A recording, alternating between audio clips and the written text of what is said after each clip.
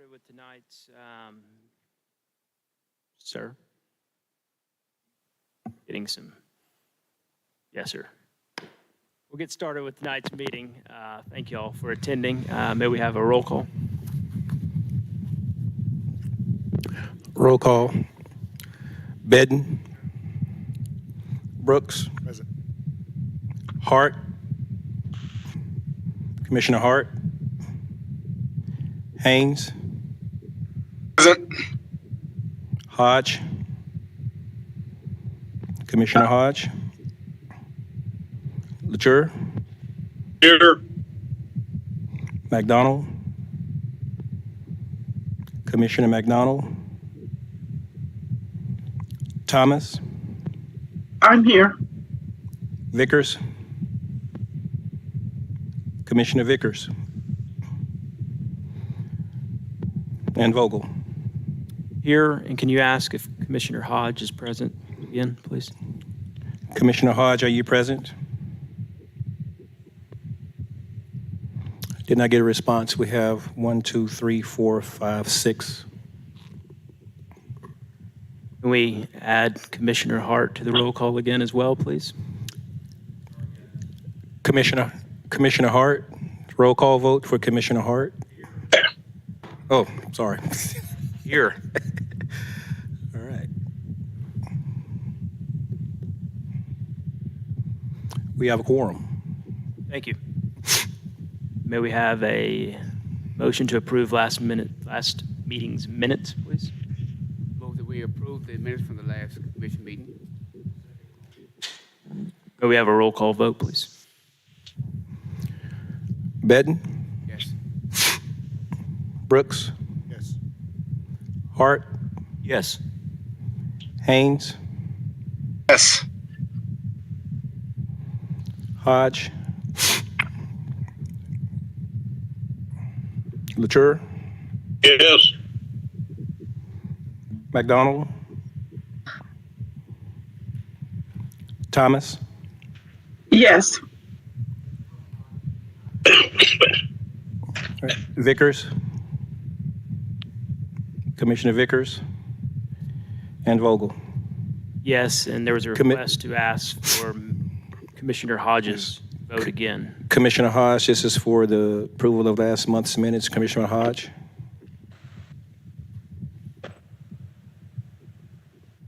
No response. Technical difficulties. I think we had a pass anyway. 4, 5, 6, 7. 7 are here. Approve it. Minutes Thank you. approved. As per been custom for the last few meetings, we've been reading each agenda item in individual items. Whatever that thunder roll ended was great. But anyway, we've been reading each agenda item on the consent agenda and the deferrals individually. Sorry, let me restate that. We've been reading the consent approval items individually and asking the people online if they would like to raise their hand for or against. So we will continue that tradition after we get the consent withdrawal and deferrals. Okay. Following is a consent agenda for the Little Rock Planning Commission meeting of June 9th, 2022.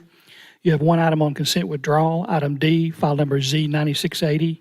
This is the Wallace Auto Services PDC located at 11415 West Markham Street. The applicant submitted a letter to staff requesting this application be withdrawn. The applicant is planning on filing a different application on this property, and staff supports the withdrawal request. You have two items on consent deferral. Item B, Z9681, a rezoning from I-2 to I-3, east side of Thayer Street within the 2000 block. The applicant failed to notify the surrounding property owners as required, and staff recommends the application be deferred to the July 14th, 2022 agenda. Item 5, Z9689, a rezoning from R2 to R4, 13506 Alexander Road. On this one, the applicant also failed to notify the surrounding property owners as required. Staff recommends the application be deferred to the July 14th, 2022 agenda. Under consent approval, we're moving item A to the regular agenda. We do have a card on that one. So the first item on consent approval is item C, Z8170E, Chateau Event Center, PCD, 25616, Highway 10. Staff recommends approval of the requested PCD zoning, subject to compliance with the comments and conditions outlined in paragraphs D, E, and F, and the staff analysis of the agenda staff report. If anybody is online, please raise your hand if you would like to speak against item C.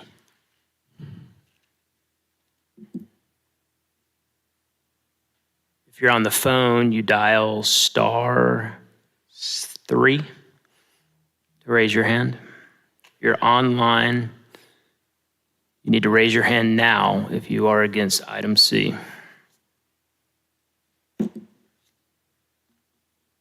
No one has raised their hand. Can we have the reading of the next item?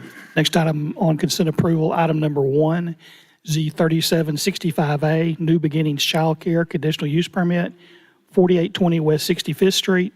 Staff recommends approval of the requested CUP, subject to compliance with the comments and conditions outlined in paragraphs E and F and the staff analysis of the agenda staff report. If anyone online would like to raise their hand against this item, please do so now.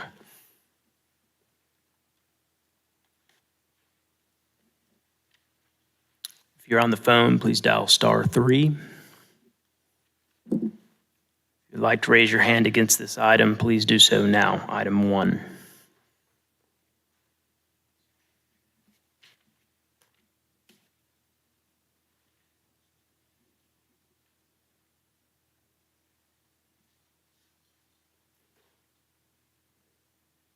Seeing no one, next item.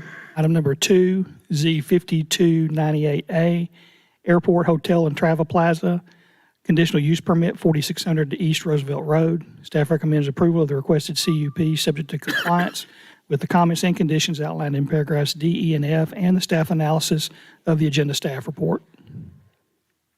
If anyone online would like to raise their hand against this item, please do so now. If you're on the phone, *3.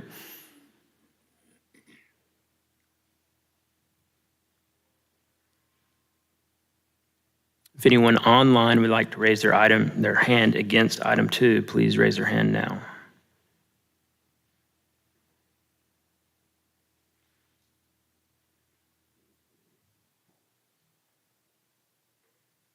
Seeing none, next item, please. Item 3, LU 2022-1902, Land Use Plan Amendment in the Chenal Planning District, located on the west side of Chenal Parkway, south of Northfield Drive, from residential low to suburban office. Staff recommends approval of the applicant's request to amend the future land use plan designation at the subject site from residential low density to suburban office. If anyone is online, please raise your hand now to speak in opposition to item 3.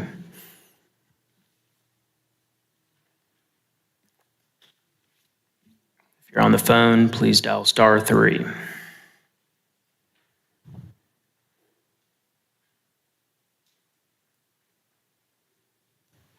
If anyone online would like to raise their hand against item 3, please do so now. Seeing none, next item, please.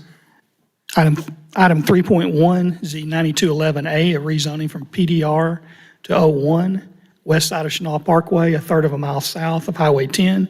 Staff recommends approval of the requested O1 rezoning. If anyone online would like to raise their hand against item 3.1, please do so now. If you're on the phone, that's *3 again.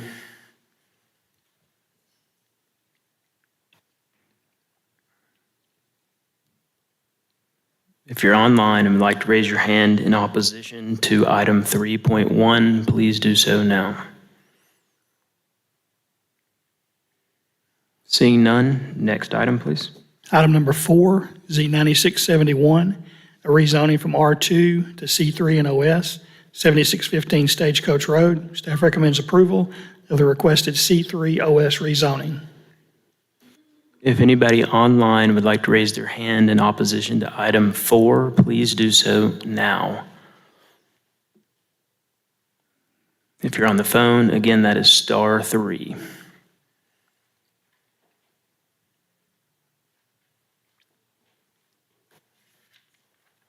If anyone online would like to raise their hand in opposition to item 4, please do so now. Seeing none, next item, please. Item number 6, Z4807U, The Vista Revised PRD, southwest corner of Rawling Road and Champagnol Drive. Staff recommends approval of the requested PRD revision, subject to compliance with the comments and conditions outlined in paragraphs E and F and the staff analysis of the agenda staff report. All other aspects of the previously approved PRD will remain in full force and effect. If you are online and would like to raise your hand in opposition to item 6, please do so now.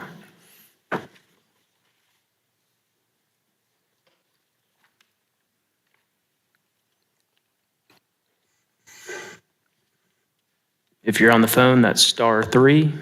And if you would like to raise your hand against item 6, please do so now. Tisdale, okay.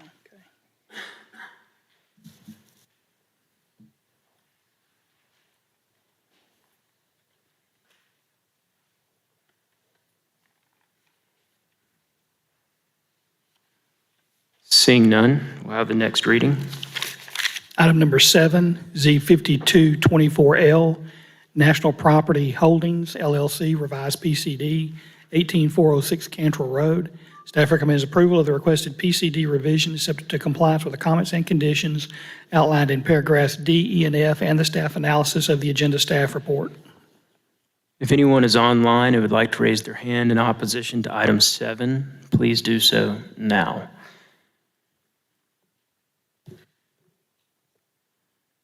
Again, that's star 3 if you're on the phone.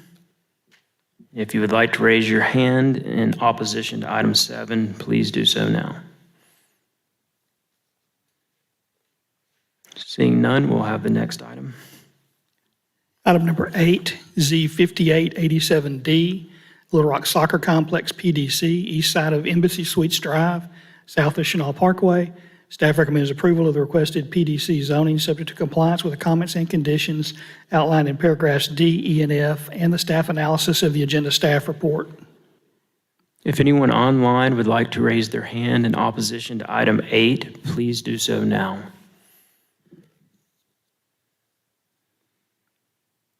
If you're on the phone, that is star 3.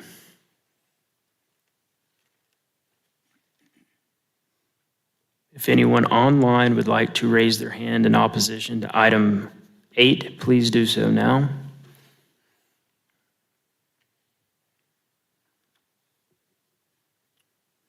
Seeing none, the item 9 needs to be moved to the regular agenda, please.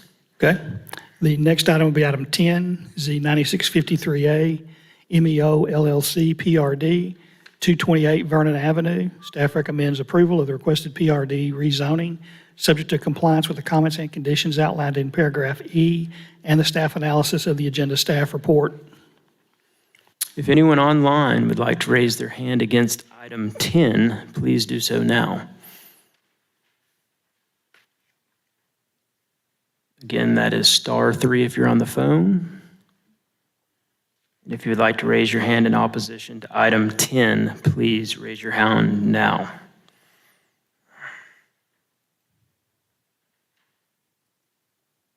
Seeing none, we'll have the next reading.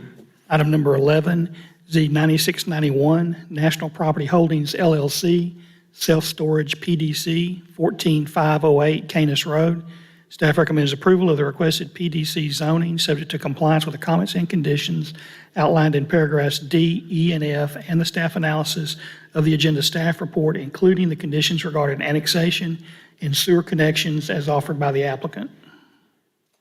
If anyone would like to raise their hand in opposition to item 11 online, please do so now. We will move item 11 to the regular agenda. Of the item 12 reading then.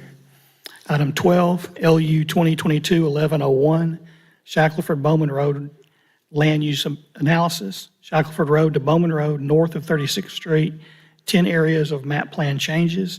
This package of amendments is designed to make future land use plan more reflective of current and likely midterm future uses for this area. Staff recommends approval of the amendment package as presented. If anyone would like to raise their hand in opposition to item 12, please do so now. Again, that is *3 if you're on the phone.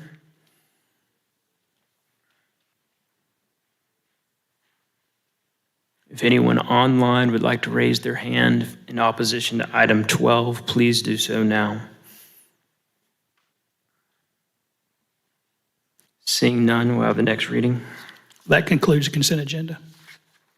Thank you. May we have a motion for approval of the consent agenda? I move that we approve the consent agenda, including all the staff comments and conditions.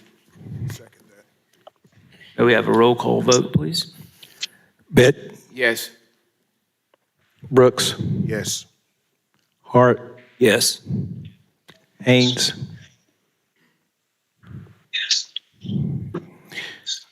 Hodge, Yes. Latour, Yes. McDonald, Yes. Thomas, Yes. Vickers, Yes. and Vogel. Yes. Unanimous. I'm here. So, Yes. yes. We got it the first time. Thank you, Marlon. Okay, thanks. I think that was unanimous. Yes, the consent agenda will pass unanimously. If your item was on the consent approval and you're in the room, your item is passed. So thank you for attending, and you're welcome to stay if you'd like to listen more to the Planning Commission meeting tonight.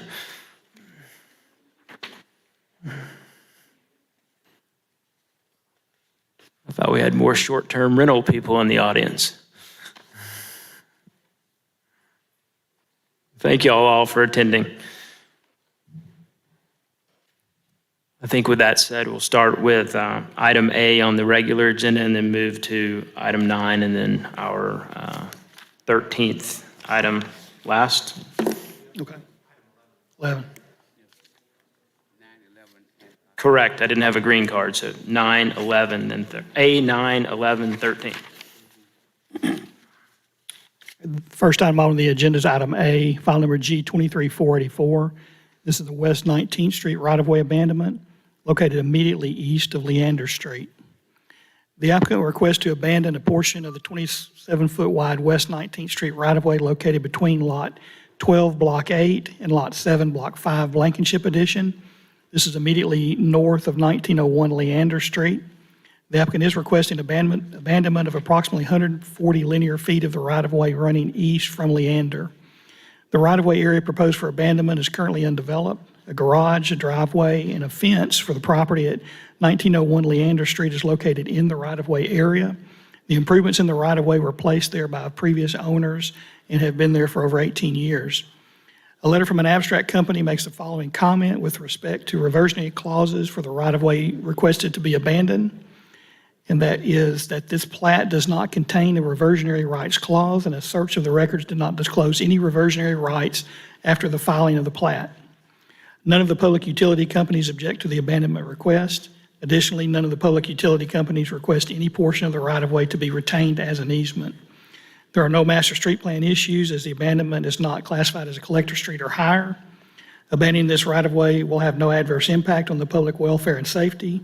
Little Rock Fire Department submitted no negative comments to the proposed abandonment request. The applicant did submit a letter to staff on April 12th revising the proposed right-of-way abandonment application by providing an easement for a turnaround for the remaining or the east portion of the West 19th Street right-of-way. And that satisfied the only issue that staff had with this proposed abandonment. The proposed easement for the future Hammerhead turnaround will be located on the north side of the remaining or east portion of the West 19th Street right-of-way on property also owned by the applicants, Nicholas Berger and Eileen Andres. The easement for the future turnaround will be 20 feet in width and 50 feet in length, be located within Lot 5, Block 5, Blankenship Addition. Again, the proposed easement for a turnaround for the remaining or east portion of the 19th Street right-of-way satisfies staff's concern, and staff is now in support of the application. As such, staff recommends approval of the requested West 19th Street right-of-way abandonment. None of the public utility companies request any portion of the right-of-way to be retained as an easement. Thank you for that. I presume the applicant is already at the podium. Okay. We'll let the applicant have the opportunity to speak first, or they may defer their time to hear opposition. My name is Andy Francis. I'm an attorney representing the applicant. I'll make a brief statement and then reserve the balance of my time to respond to any issues that may be raised by the objectors. My clients have lived here on Leander Street for many years. My client is a longtime employee of the Little Rock School District. They want to close this right-of-way to join their homestead with their property they've purchased that's adjacent to it. We've met all staff requirements. I understand that the objectors have had raised some legal questions. I've responded in writing to those in detail to the city attorney's office. I'm happy to answer whatever questions may come up from the board. If there are no questions, I would say we've answered all of the staff responses on this item. We've gotten staff support on it, and I'd propose to the commission that they approve it and send it to the city board. And if there are any legal issues, that those could be resolved at the board meeting with the city attorney's office. Otherwise, I'll reserve the balance of my time, and I'm happy to answer any questions the board may have. Thank you. The applicant speaking against item, or the opposition, is Aaron Heffington. That's correct. Thank you. You have 20 minutes to, Good Lord, I'm not going to take that long. okay, thank you. Good afternoon, folks. I'm Aaron Heffington. I represent Mr. James Tice in his capacity as trustee of the Robert V. Tice Sr. Living Trust. Mr. Tice is here with me today. I've also got engineer Mike Marler with me today. I'm going to give you a little idea of the lay of the land here. I submitted some satellite photos, but I can kind of describe it on this photo that we've got up here on the screen. Mr. Tice owns more or less the southeast, or the block to the southeast of the 19th Street portion that's attempting to be abandoned. That portion is accessed almost exclusively by 19th Street, were he to wish to develop it. Other properties have been zoned for residential development in that area and have required 2 entrances for presumably emergency services. And cutting off this access is certainly to the detriment of Mr. Tice's land and creates a hardship on that land. Opposing counsel mentioned legal requirements and legal issues, and there certainly are some legal issues here. Arkansas Code 14-301-303 requires written consent of all owners with abutting lots before a right-of-way can be abandoned. Mr. Tice is an abutting owner. He did not provide written consent. There is no written consent on file, and he does not intend to provide consent.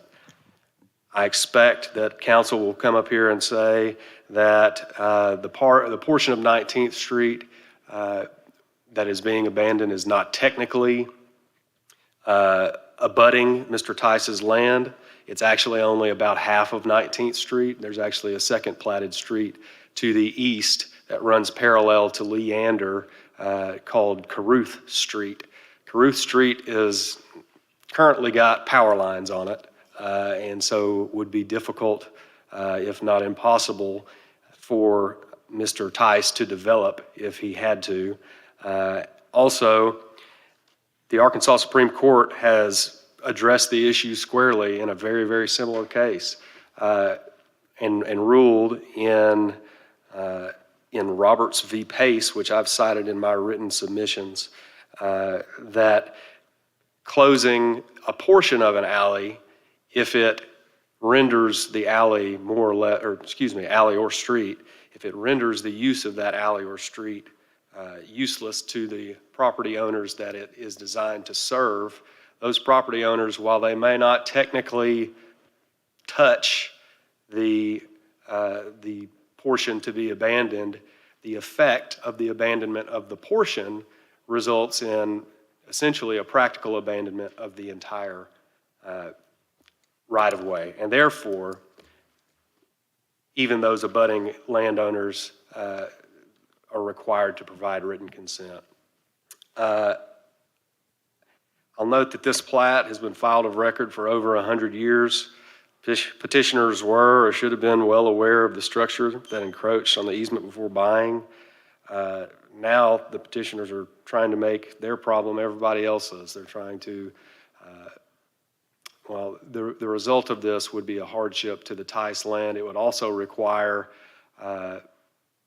Mr. Tice, if he could remove the power lines that run down Caruth Street, to build an additional 500 feet of road, at least at a cost of Mr. Marler's estimate of about $500,000 if he wanted to develop for residential use his parcel or his block. And the fact that unifying the petitioner's homestead just because they want to doesn't necessarily justify Mr. Tice being damaged in an amount that is frankly worth several times more than the value of the property that he owns. And so, again, we would oppose, and there are certainly legal issues that I would be happy to take up with the city attorney if need be, and that's my time, or I will reserve the rest of my time for rebuttal potentially. I think the trustee would like to speak. One additional comment. My name is Mike Marler with Half Plus Marler Engineering. Sorry, I thought you were the trustee. In addition to what Aaron mentioned, if you review your plats, you'll notice you allowed a developer to develop the property just one block north of the lots that Mr. Tice owns. It's titled Blankenship Addition Block 4. You allowed him to develop that entire block, and the only way you could do it is if you use those side streets that come off of Leander. If you close 19th Street, you are in effect disabling Mr. Tice to do any future development whatsoever on the lots he owns.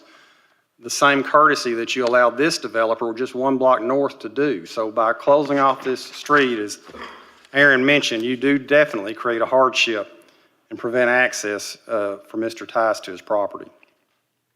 Thank you. How does Mr. Tice access his property currently? If he wants to develop it, he would definitely construct improvements on 19th Street to get access to it. If you close 19th Street, he does not have access via 19th Street. As Aaron mentioned, on Caruth, there's a power line right of way there that almost assuredly they would not allow a street to be even developed on Caruth.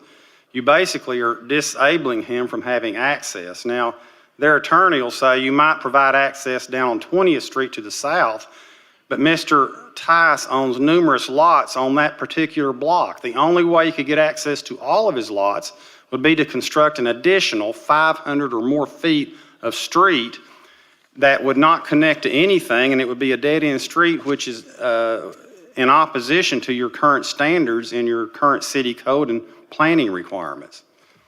So you definitely create a hardship by not enabling Mr. Tice to ever develop that property back there or have access to it. Thank you. Thank you.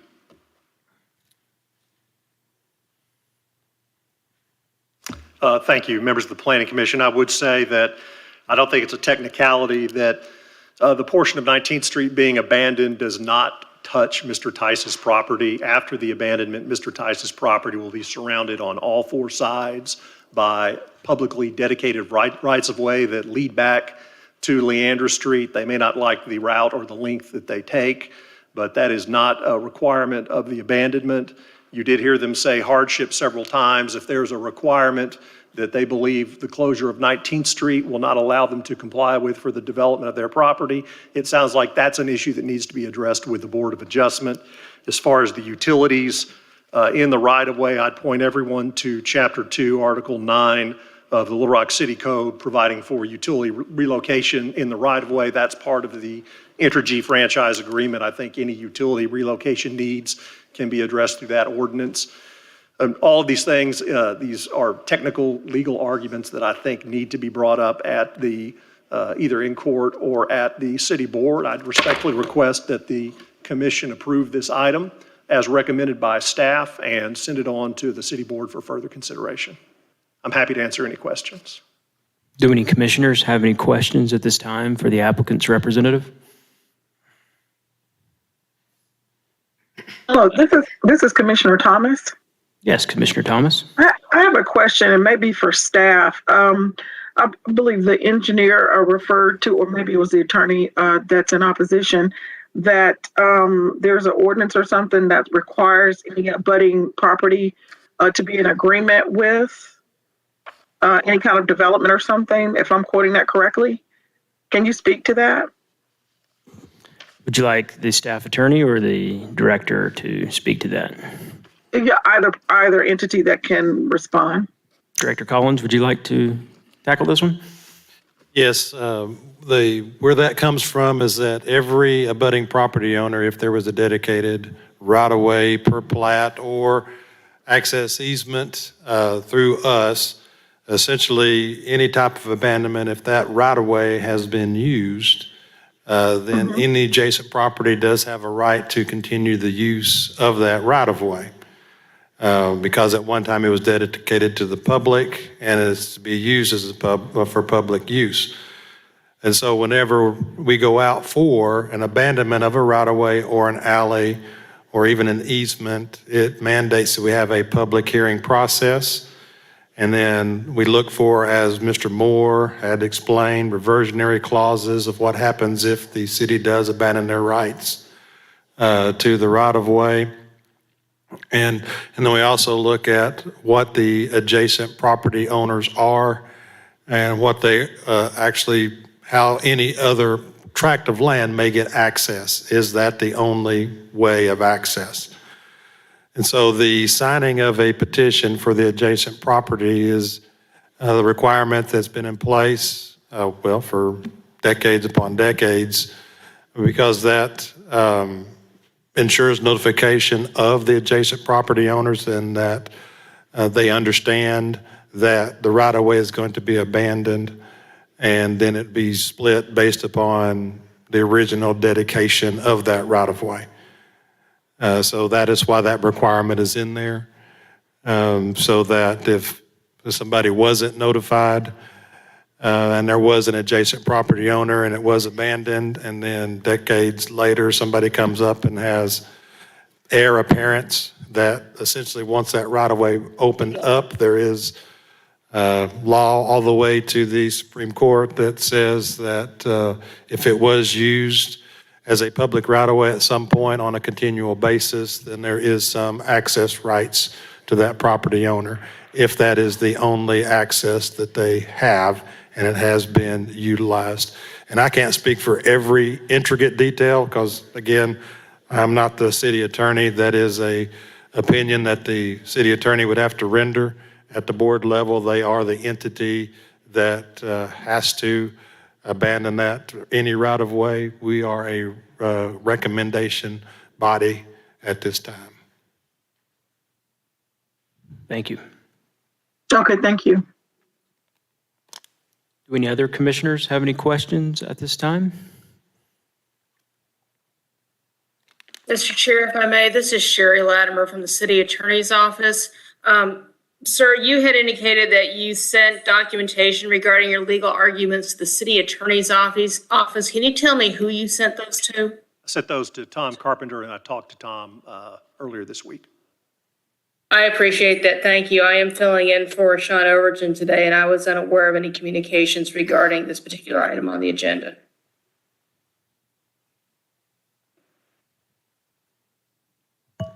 Mr. Chairman, this obviously sounds more like a legal dispute than a matter before the Planning Commission. So I guess it's the intent of staff, knowing that this is not going to be the end-all be-all, that we send this on to the city board, and then at that point they take it up there. Yeah, they are the only entity that can dispose of public property. So we move it along and okay. I agree. Well, with that said, would we entertain a motion? I move that we move for the approval of item G 23.-484, including all staff comments and conditions. Second. May we have a roll call vote, please? Bedden, Yes. Brooks, Yes. Hart, Yes. Haynes, Yes. Hodge, Yes. Latour, Yes. McDonald, Yes. Thomas, No. Vickers, Yes. and Vogel. Yes. 10 for, 1 against. Item passes. Thank you, applicant and opposition.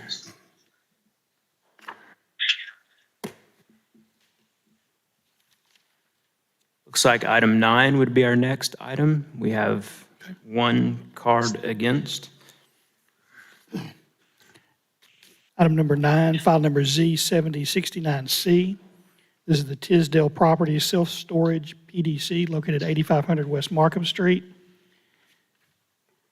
The applicant is proposing to rezone this property located at 8500 West Markham Street from O3 to PDC to allow for conversion of the existing office building to a climate-controlled self-storage facility.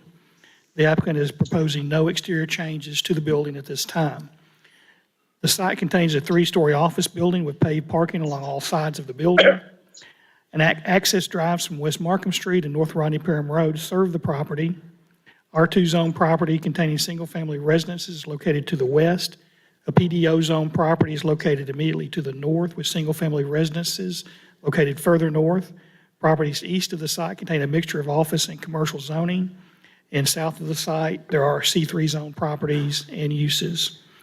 The applicant notes the office hours for the storage facility will be from 9 a.m. to 6 p.m. Monday through Friday, and 9 a.m. to 2 p.m. on Saturday.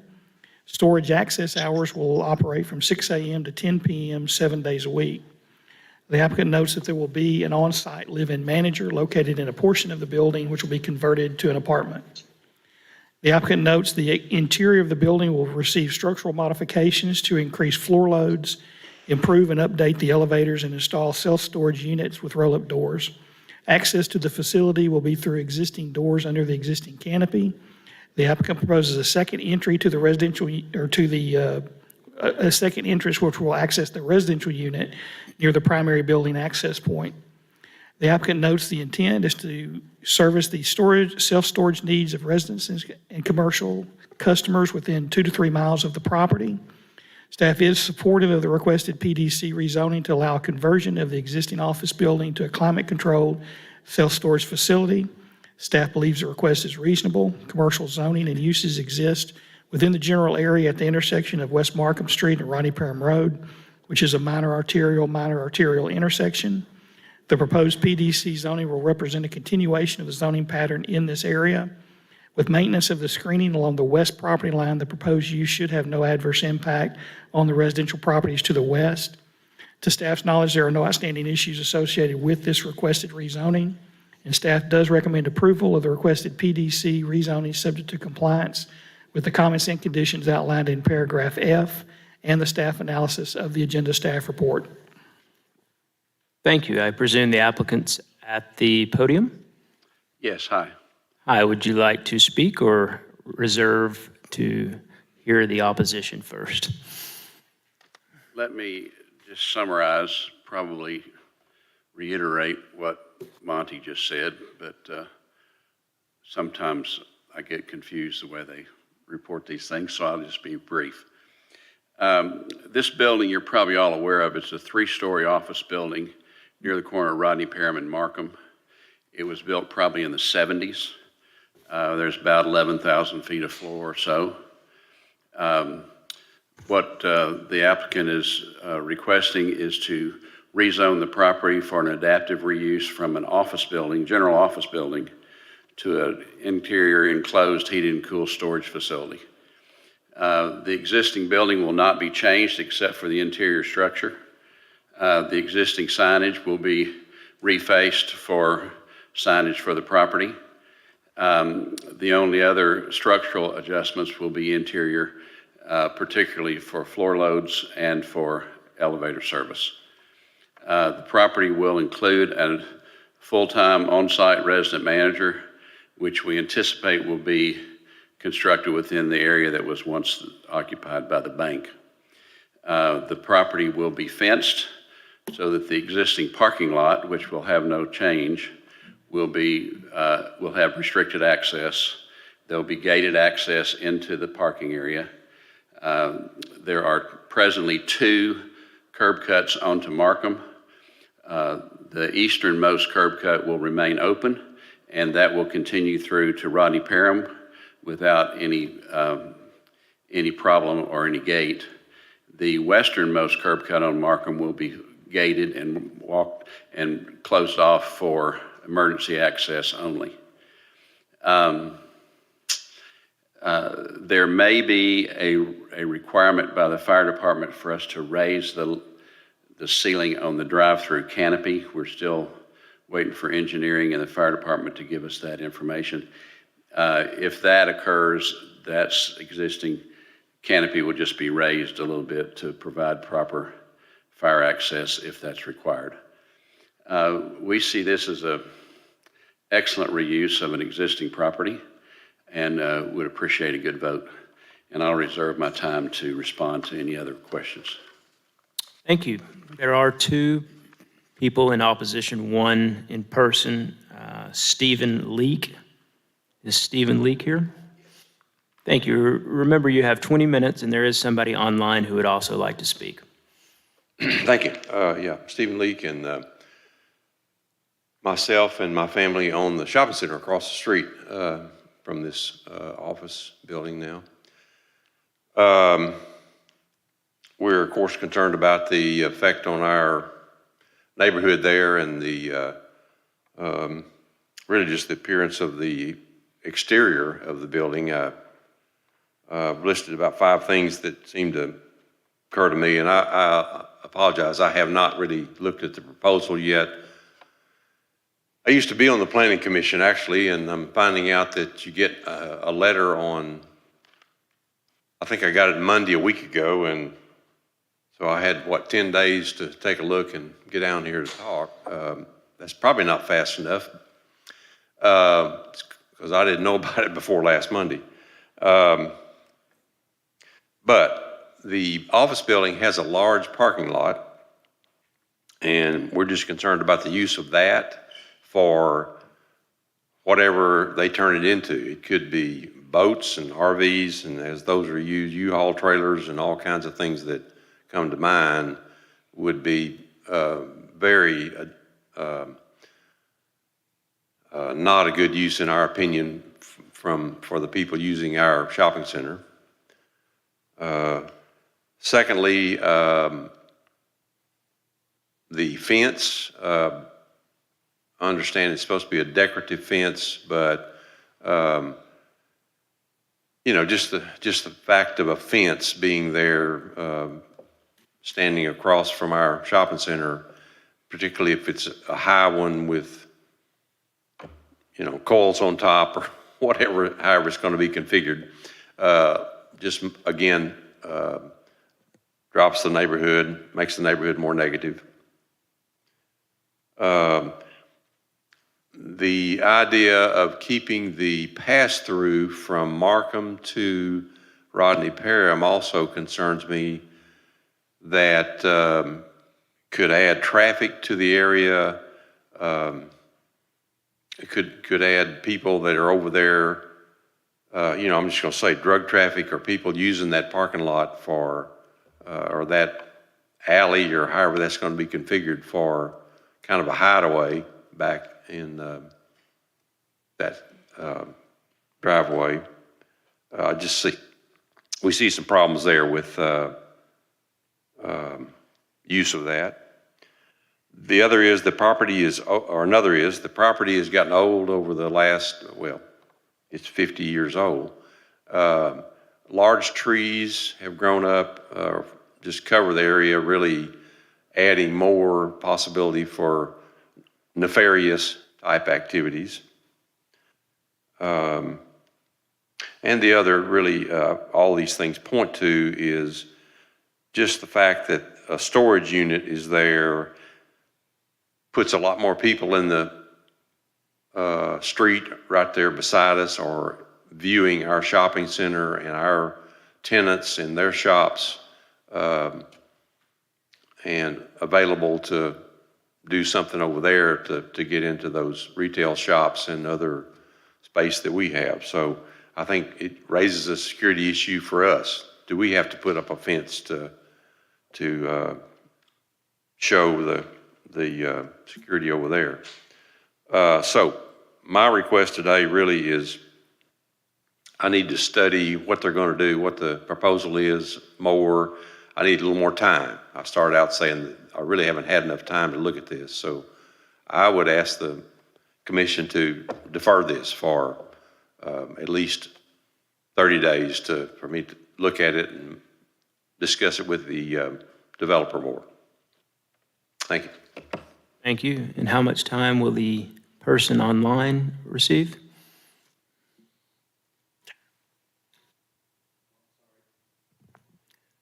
Um, 4 minutes and 15 seconds have elapsed. Okay. It's roughly 15 Great. minutes. So we will allow the person online who is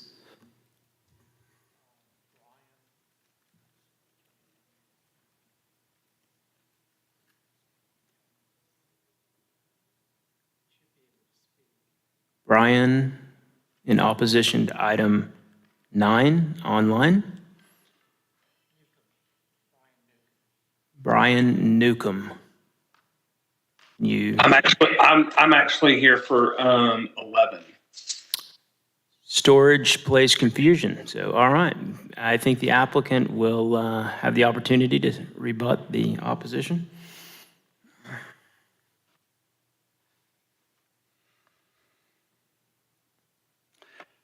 Thank you. I first have never heard of an owner of a retail center concerned about more people and more traffic and more visibility for his retail center. I would doubt that the storage center would create any more traffic than an office building. Typically, storage centers have very low traffic volumes. So I would think that that would really not be an issue. But to tie that to the fencing, there is an existing drive that comes off of Markham, runs in front of this office building and exits onto Rodney Parham. We don't anticipate any change of that. And the fencing our fencing would not extend out to Rodney Parham in front of our neighbor's shopping center. Our fencing, we anticipate to be an ornamental metal fence because we want this place to be nice. I would expect it to be at least 6 feet. If the city would allow us, we'd probably want 8 feet. He's concerned about coils, which is concertina wire. We don't have any anticipation of doing that, and that would really detract from the visibility of the property anyway. The other 2 sides of the property are already fenced with wooden privacy fences adjacent to the neighbors, and they have been in place for several years. In addition to our fence that will run down the front of our building, we also expect to fence the Markham Street frontage in order to limit access from that second drive to the west. And that location of that drive will be about 5 feet inside the existing sidewalk so that we can add some landscaping. Because right now the asphalt parking lot runs all the way out to Markham, and there's really no place for landscaping there. So to do that, I think it'll improve the visibility, not detract from it. The building does have some age on it, but there's nothing wrong with it. And we're not planning on any exterior renovations to the building. The drive-through traffic, he was concerned about that creating some sort of nefarious problem for his shopping center. I, of course, would not agree to that. That drive-through has been there for 50 years. The office property as it is now configured is not well occupied. There are some folks that want to frequent that building because it's not as occupied as it should be. I think all of our improvements will increase that security. I see what we're doing as an improvement, not a detriment. He's concerned about the large parking lot. The large parking lot, we're not going to change. It's been a parking lot for 50 years. It'll remain a parking lot for the next term. We were going to limit access to that parking lot, and it will be used for vehicles, boats, trailers, personal property, as it has been for the last 50 years. I don't see that to be a real problem either. I think it's just a continuation of the existing use of the parking lot. So parking lot, fencing, drive-through, the trees.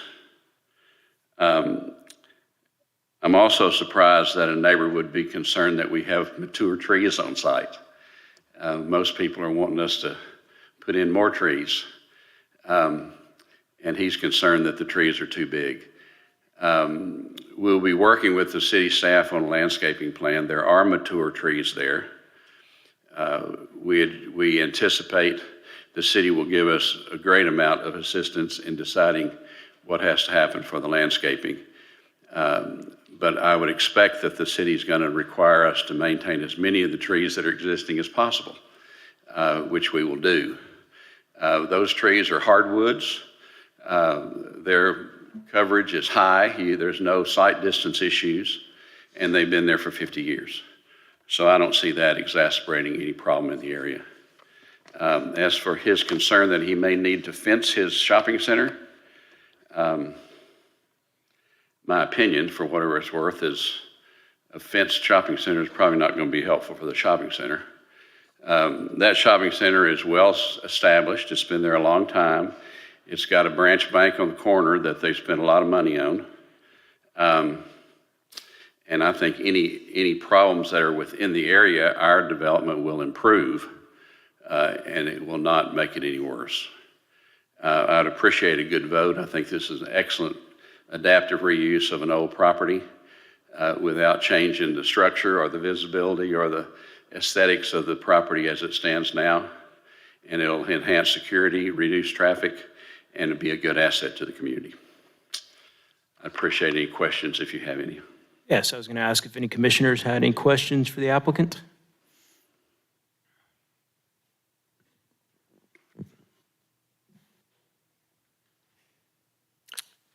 Hearing none, I guess we'd entertain a motion. I would like to move that we approve item Z7069C, including all staff comments and conditions. A second. We have a roll call vote, please. Benton? Yes. Brooks? Yes. Hart? Yes. Haynes? Yes. Hodge? Yes. Latour? Yes. McDonald? Yes. Thomas? Yes. Vickers? Yes. And Vogel? Yes. Vote is unanimous. Motion passes unanimously. May we have the reading of item 11, please? And we do have someone online, I believe, for that one. The next item is item 11, file number Z9691. This is the National Property Holdings LLC Self-Storage PDC located at 14508 Canis Road. The applicant is requesting a rezoning from R2 to PDC to allow the development of this 2.82 acre property for a 6-building multi-storage development. The proposed site will take access from Canis Road and be developed in one phase. This property is located just outside the city limits and is within the city's extraterritorial zoning jurisdiction. The city limits line is located along this property's north boundary line. The development includes a kiosk structure, which will be operational 24 hours a day, 7 days a week for remote keypad gate access. The applicant proposes possible future improvements to include a new office structure with 4 parking spaces to the north of the gated entrance drive. Staff is supportive of the future improvements with the following conditions as offered by the applicant. And these are quotes from the applicant's letter. We will begin the annexation process immediately to bring the subject property into the city of Little Rock. We will operate the facility with no on-site manager and consequently no sewer facility requirements required to serve the proposed future office building. A remote kiosk will be installed to provide access into and out of the facility.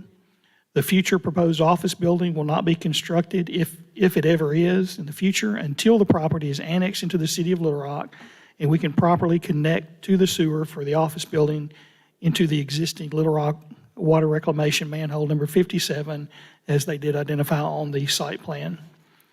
The site plan shows that the self-storage buildings are centered on the property and are noted to have typical roll-up doors. The applicant notes that the two units, or the two buildings along the north perimeter of the property facing the residential development to the north will only have doors on the south side of those structures facing away from the residents. The applicant notes that these units will have earth tone colors and non-galvanized materials on the sides facing the residences to the north. The remaining four buildings are noted to have access doors on both the north and south facades adjacent to the proposed access drives. The applicant proposes to provide an 8-foot-high wood privacy fence along the north and east perimeters of the property adjacent to the residential development, and a 6-foot-high chain-link fence along the south and west perimeters of the property. The applicant proposes to provide a 25-foot landscape buffer along the north perimeter, again adjacent to the residential properties. The applicant provided responses and additional information to all issues raised during staff's review of this application, and to staff's knowledge there are no outstanding issues, and the applicant is requesting no variances with this proposed rezoning. Staff does recommend approval of the requested PDC zoning subject to compliance with the comments and conditions outlined in paragraphs D, E, and F, and the staff analysis of the agenda staff report, including the conditions regarding annexation and sewer connections as offered by the applicant. Thank you. I presume y'all are the applicants? Yes, sir. Actually, I'm Philip Lewis Engineering, Michael Love with National Property Holdings. So, Excellent. Would y'all like to speak or defer your time to the person online? I believe we'll defer time. The letter that we had prepared before pretty much lays out what we're looking to do. Other than one note, it's commercial development, and pretty much everything else along Canis is commercial up to that point, adjacent to that residential development to the north. So, but anyway, we'll defer past that. Okay. The gentleman's name online was Brian Newcombe. Yes, this is Ryan. I work with Gracie Custom Homes and Riverwalk Homes. We are the builders of roughly 23 homes right to the north of this. It is not finished yet, but we are. It is roughly halfway there. So we've got 11 that are being built now, and the rest will be being built right after that. The way that we are thinking this through is, if this was to happen 6 months from now, I think that you would have a whole entire audience full of people, because all of these homes have not sold yet. These are all under construction.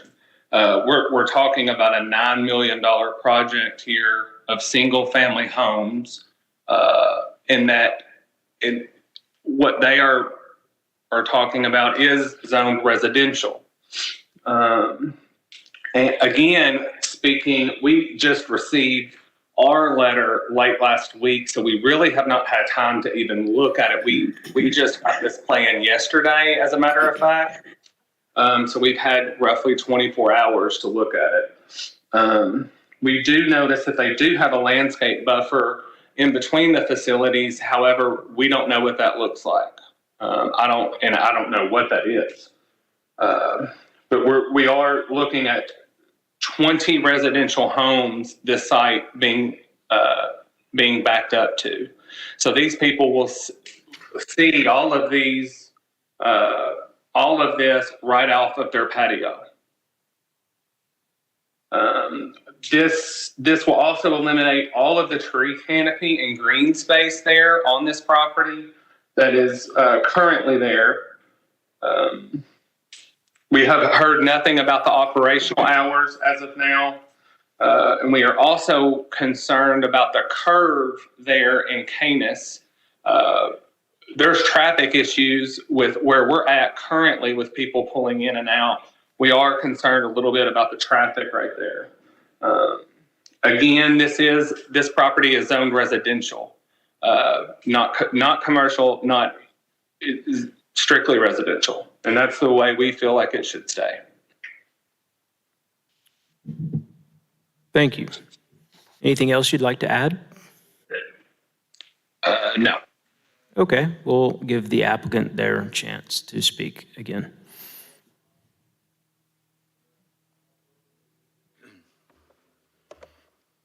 Well, with all due respect, it's going to be a nice facility. The landscaping, we've met with city staff, city landscaper, the person over the city landscaping. We're going to commit to a very nice landscape buffer there between that residential area.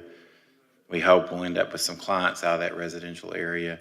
And with all due respect to the traffic count, I mean, ours will be intermittent in and out of there. There'll be, sounds like 23 new homes in and out of that development. So it is a busy stretch. I think the city's in the process of widening all that down through there a little bit at a time. So we respect the concerns. I have developments in other states I'm involved in, but part of our developments, typically I've got a 58 unit one going in Kansas, and we are putting a mini storage facility in adjacent to it. And it's a higher scale duplex retirement community. So I understand it, but it needs to be, it'll be aesthetically well done. And anyway, not to be argumentative, but we understand, and we understand the current zoning. That's why we're taking it through as a PUD to change the zoning on that. So.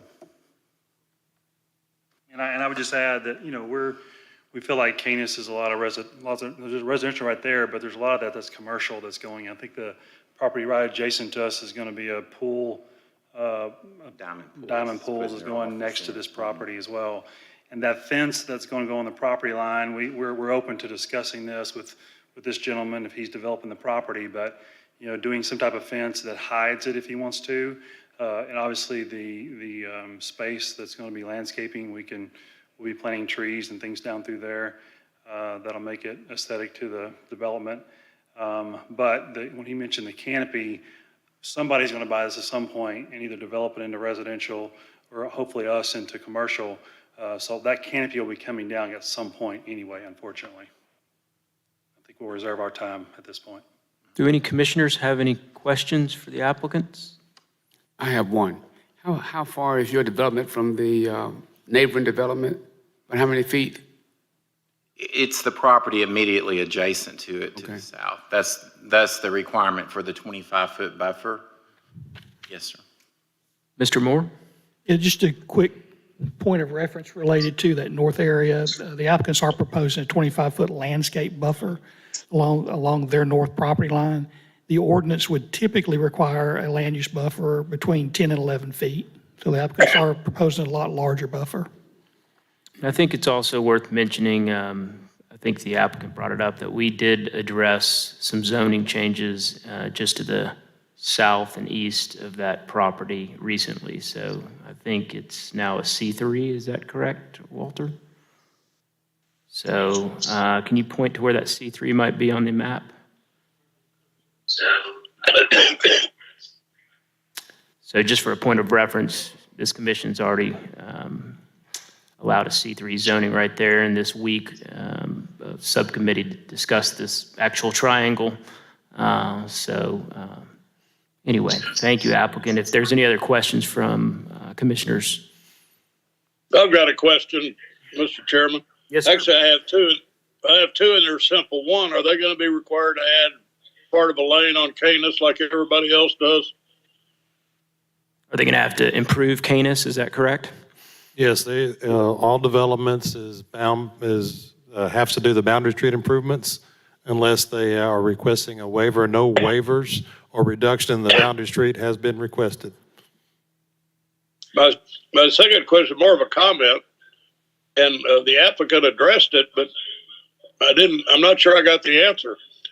I would hate to buy one of those houses just on your north and sit on my patio and look at what I would not think is a particularly attractive view.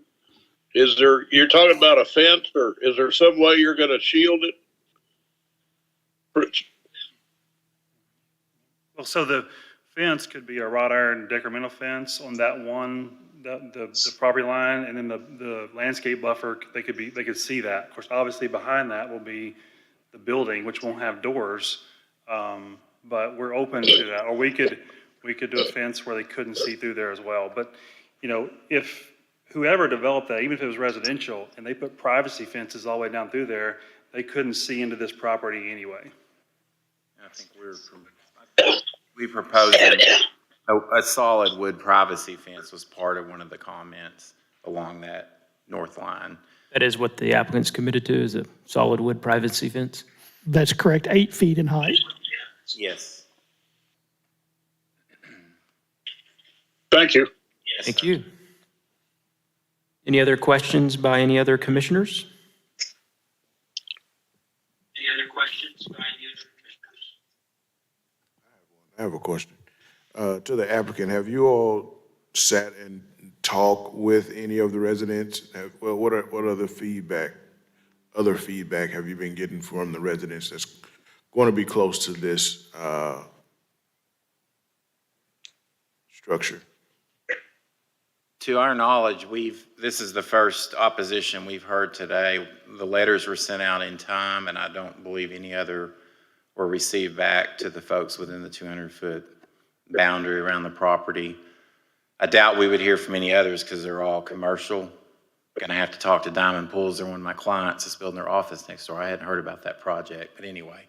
So we haven't heard other than Ryan this afternoon, so. Thank you. Yes, sir. Any other questions? I have a question for the gentleman in opposition. Yes. They're unmuting him, okay. Yes, I was just wondering, what are the homes starting at in this particular subdivision? They start at 350 and go up to 500. Hold on, I don't think this is kosher, so 1 second. Mr. Collins? Yes, we do not talk about price, of a home is selling or renting.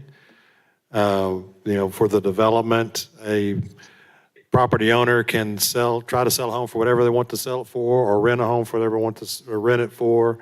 But for the Fair Housing Act, we do not discuss those items at the Planning Commission. I apologize. Okay. No Can I worries. make one more comment, Mr. Commissioner? Sure, go ahead. I know that they've been talking about the landscape buffer there. Where our development is that butts up to this, we are 20 to 30 foot higher in elevation than them. So even if they've got a 20 or 30 foot buffer there and fencing and everything else, these patios will be able to see this no matter what, right? I think that's why, and it's hard to say. I should have brought some pictures, and I'm sorry. Again, we just didn't. We just now got this plan yesterday.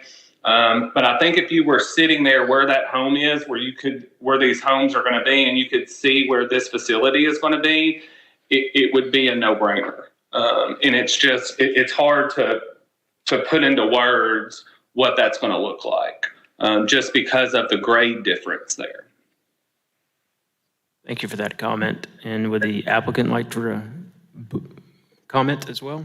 Sure. I mean, I think we just need to keep in mind that even if we develop that into residential and put lots down through there, those homes could be 1 story with high roofs or 2 stories. Our facility obviously will have a wood privacy fence, but this building that we're building is probably going to be 10 to 12, 13 feet tall. So it's going to be shorter than a home structure would be. And they'll still be looking at the same fence, whether it's looking at the very edge of our roof, or they would be seeing another home behind them looking back down upon themselves. Does that make sense? Yes, it does. Do any other commissioners have any other questions? Hearing none, may we have a motion? I move for the approval of item Z9691, including all staff comments and conditions. May we have a roll call vote? Benton? Yes. Brooks? Yes. Hart, Yes. Haynes, Yes. Hodge, Yes. Latour, Yes. McDonald, Yes. Thomas, Yes. Vickers, Yes. and Vogel. Yes. Motion approved unanimously. Thank you, applicant and opposition. We have a lot sparser room than I thought for our big ticket item of the day.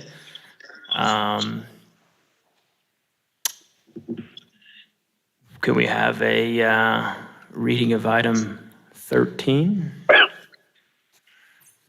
But Chairman, before you do that, I have a question.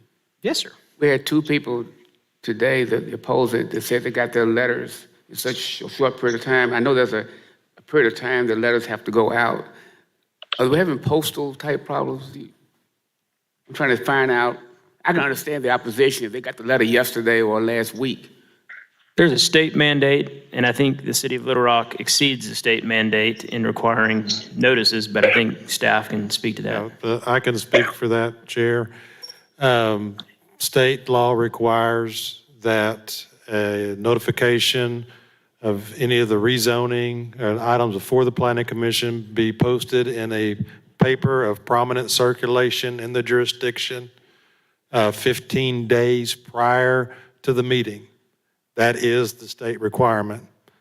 The Planning Commission bylaws is the rest of the notification. The posting of the sign on the site for the rezoning matter, and also the notification to the property owners within the linear footage specified is all a bylaw requirement that was met. And those timeframes have been the bylaw requirements for decades. And what that intent is with all of those requirements, we are trying to make sure we are doing the maximum notification that we can, other than just the state law requirement, to get somebody here for that. And, so yes, the notifications do go out mailed. The majority of them send them certified mail to come back to us, and we're supposed to receive those within so many days prior to the commission that there was proof of mailing. Some items where we have issues with notification is when we do notifications, we send them to the property owner of legal record as listed on the county tax rolls. So they pull ownership map, and they do so with the title company typically, and then that gets sold. So sometimes when it goes to an address, it's wherever that address is for the ownership of that property. So you've probably heard people come in at times and say, I wasn't notified. They might be renters. It might have went to another entity that held the property in another state.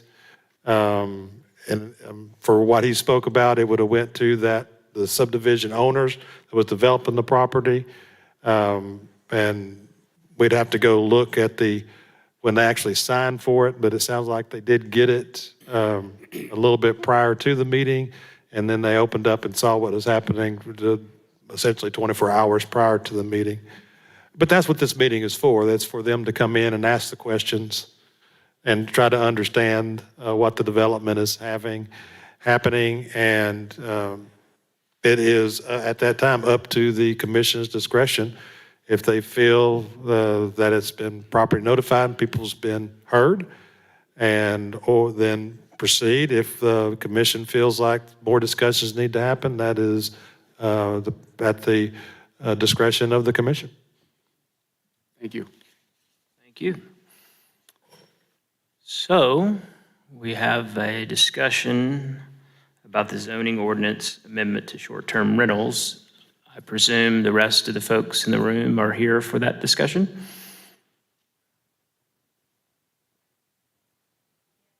Excellent. Thank you. Well, good. We look forward to it. So Monty, would you mind? Or That's me. right, But Director Collins. essentially, we went out and had our two out in the public meeting for everybody. We met the last planning commission. We took some of the comments from the commissioners. and also some of the comments that was presented to us at the podium and online by people that would come both for and against the ordinance. Some of those changes includes the linear footage on a ST1 that would be considered whether they lived in the home or not for that. So we increased that to a certain radius that still would be considered. The same for ST1, that it is owner occupied.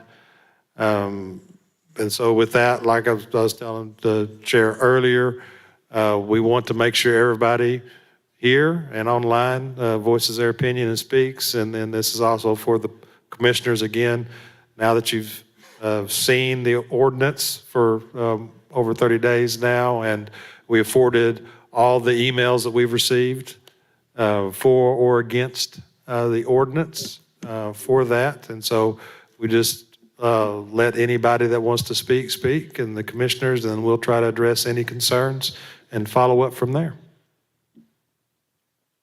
Thank you. We have 4, I believe, in the audience. 4 individuals. All right, why don't y'all each take about 5 minutes and tell us what y'all see in this ordinance, and then the commissioners will discuss. And you have 1 online, is that correct? Okay, well, once the in-room, participants want to speak, then we'll let the online person speak. Don't all jump up at once now. So we can go left to right, right to left, center, however y'all want to go. All right? Excellent. All right, then we'll start our commissioners' discussion, I guess, on this matter. That's right. Online person, are you here to listen as well, or would you like to speak? And that person would be? Antoinette Johnson. I'm sorry? Hi. Yes. Yes, I did type my question in the chat, but I'd be happy to say it out loud. I have a short-term rental. I've operated for about 4 years in Hillcrest. I'm also the vice president of the Hillcrest Residents Association, even though I'm speaking as a resident, not in that capacity, but I just want you guys to understand that I'm very involved with the neighborhood. And specifically, several of us have concerns. We are always worried about losing our historic district status. Every time we lose a historic structure in Hillcrest, it puts our National Register status in danger. So we are concerned that the draft has said that there have to be 2 off-street paved parking spaces for a residence that would have a short-term rental within it. And we have a lot of people, myself included, that have put money in their outbuildings, which were originally made quarters or garages or something like that, to restore those buildings and have been able to offset the cost of that by making them short-term rentals. So in the way Hillcrest is designed, from 1890 to 1940, is our period of significance, we have single car, thin driveways that go up one side of the property. So if we are required to put 2 paved parking spaces, we either lose part of the yard, people might be more likely to tear down structures, or it just ruins the streetscape in a historic district. So my question is, I see that on the draft, it says... one second. Can you tell us what section you're reading from so we can all be on the same? Yeah, that's what I'm trying to find for you. Okay. No rush. Sorry, No reason to be. On page 7, so let me see what that is as far as the article, development standards. Right. Okay.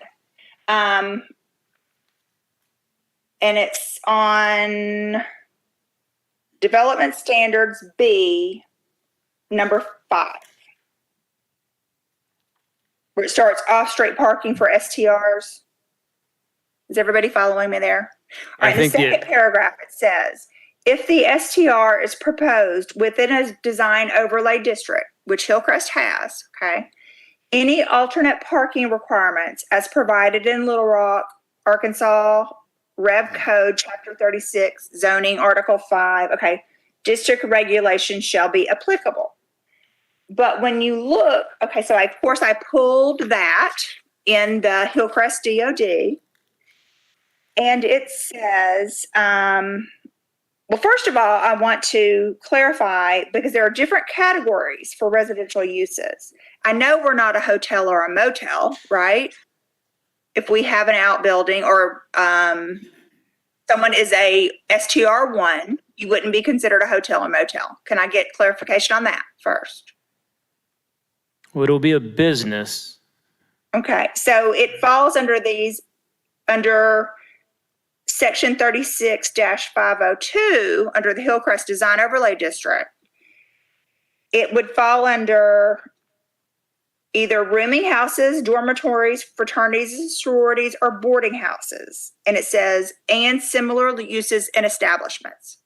To me, it's there, but I want to clarify what this specifically means.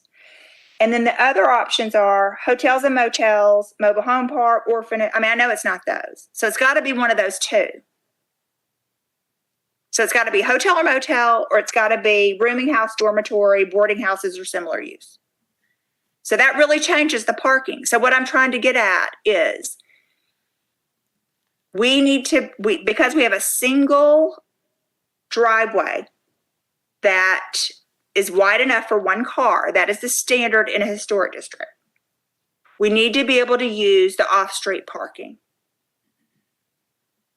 Depending on how this is laid out, it sounds like it's going to be fine, but I want to clarify that we're considered a rooming house, a dormitory, or a boarding house, because it changes the parking from 1 paved to 2 paved, which is going to significantly change the streetscape of historic districts if you require 2 off-street paved parking in a negative way. Okay, I think we can ask staff if that is their understanding and how they would interpret it. Is that fair? Yes, that's what I'm hoping for. Thank you. I have another question also after this. That's fine. Yeah, I'm looking at your questions on the chat here, Okay. so.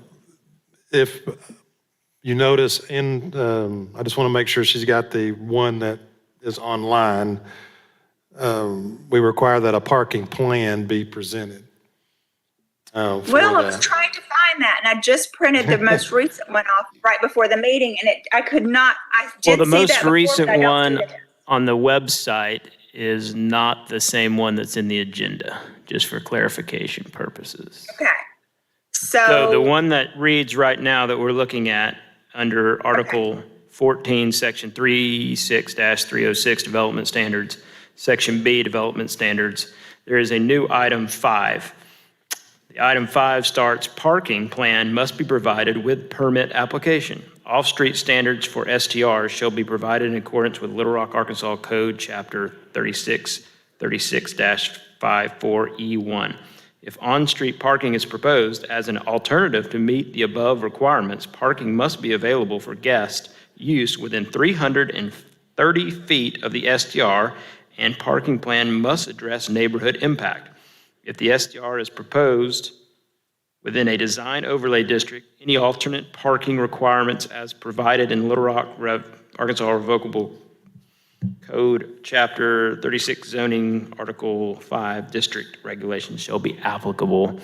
I think you would fall under the boarding house, or would that not be correct? Yes, that's correct. And we would look at the number, of rooms available and try to anticipate what parking needs would fall underneath. And that's part of that parking plan. So I can say there's not a mandated specific number. it's going to be tied with the number of rooms, size, and then a parking plan presented so that we can see what is available out there on-site and off-site. Because y'all would like the historic district to preserve its look. Yes, and we took that, and I believe that was one of the comments raised previously. And we looked at that and felt that was a good accommodation to do so. So, Mr. Collins, are you saying that in the Hillcrest Historic District, if we're looking at the Hillcrest Design Overlay plan, we're looking at one paved parking space for a single-family residence and a one-room short-term rental under one? Yes, I mean, we would look at that, even if the size changes, we'd still look at it. We wouldn't want somebody to do necessarily flag parking areas off of the front drive to try to put it in. That's why we put that verbiage there over the DOD. Any design overlay district within the city, we want to try to comply also with those applicable standards. Okay, great. And then to come with a parking plan, would it be recommended that you get letters of support from the neighbors? Well, with any application, I would recommend that coming to the Planning and Development Department, and if necessary, through the Planning Commission and Board. May I go with the second question? Well, I think I can answer that for you. You're talking about taxes. As long as they're remitted to the city and the state, I think you're covered. I don't think you pay taxes twice if Airbnb is covering your taxes for you. Airbnb is taking 4% for the city of Little Rock. So it's just wanting you guys to confirm that is sufficient and that there wouldn't be tax upon tax with this draft? No, the hotel tax as mandated by the state is for Airbnb, I believe, is collected, but we are not aware of, there's other short-term rental sites out there that we don't necessarily know that that's the case. That is why, the proposal of the business registration and stuff so that we can track that. But for, I believe, what you're requesting, the Airbnb, yes, that is took care of. The only additional that would be the business license fee, and then the fees that are spoke about in the ordinance on a yearly basis to have that compliance or that inspections that we are requiring or would be requiring if the ordinance passed. All right. And I do have one more question, but I can go back to the back of the line if you have other people lined up. You are the line. Okay. Well, in that case, I've also had a long-term rental, I guess, or, a duplex for over 20 years in Little Rock that has yearly leases, if not longer than that, because I usually have med students that sometimes want 2 or maybe 4-year leases. Those have never had anybody inspect them since I've owned them 20 years. And when asking about this, because at one time we were concerned about some other rentals around the neighborhood that's in that were really, in my opinion, substandard. It was very difficult to get inspectors out there to inspect those properties. So I'm just wondering, and I was told by the city of Little Rock at the time that they just didn't have the manpower to do it. So my question is, how will these be? I just don't see that we have the manpower to inspect all of these short-term rentals. I'm just wondering how you guys are planning to carry that out. Mainly just curiosity. I know mine.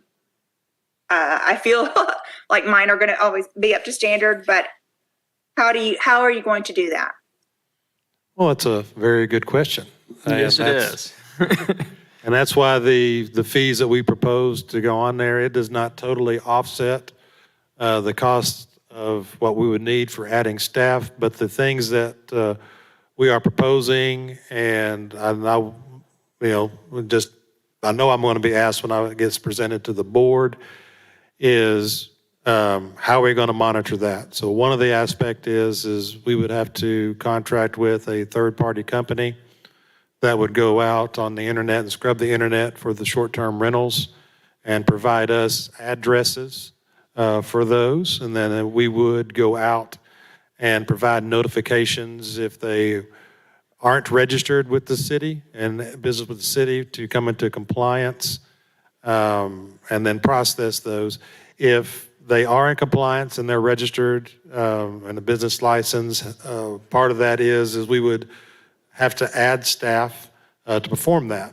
To do a number that we thought we may have, again, we don't know the exact number of short-term rentals in the city, but I've seen numbers, depends on the time, 300 plus short-term rentals in the city of Little Rock. Well, even if you average that out on that you're going to do one a day, you probably need to have a staff member to do that. That probably would not take up their full time, but we would definitely need to have to add that for us. They would be cross-trained with not only zoning, but building inspection to also inspect for aspects for life safety and other matters that's needed to be inspected for what we would call a transient rental, just a rental that's going to be done less than 30 days. And then we'd also have to incorporate that into the fire marshal's office inspection, and they've been made aware of that. And so that's part of that fee that's supposed to be in there that when we propose this to come through, we're also proposing that so that we can add staff to make that happen. I cannot speak for long-term rental inspections. That is handled with a different department at the city of Little Rock and their timing. But as far as us, we would be the department that would take care of the short-term rentals.